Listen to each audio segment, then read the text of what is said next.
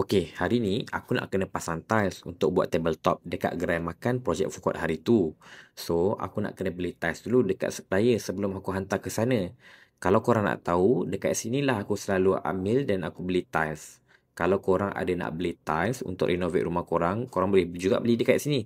Waktu ni aku datang, aku tunggu dorang loading barang ke highlight aku sebab aku dah bayar, aku dah order dah. Settle je loading barang, aku terus gerak ke Pahang. Cuaca waktu ni tak berapa baik sangat. Sebab jalan hujan, jalan licin, jadi aku tak boleh bawa laju. Bila sampai je dekat sini, kat Pahang, aku terus call budak untuk tolong angkat barang. Kalau aku angkat seorang ni, belecak juga baju aku nanti. Settle je angkat barang, keesokan harinya, dorang terus buat. Cuma aku tak sempat nak ambil video masa budak pasang tu sebab aku tak ada dekat sana. Cuma ada gambar lah dorang hantar dekat aku.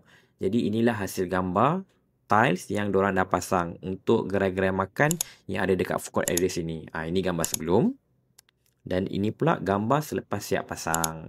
Kalau korang nak tukar tiles baru untuk rumah korang tapi tak reti buat sendiri, korang boleh komen kat bawah. Nanti kalau aku free, aku boleh PM korang.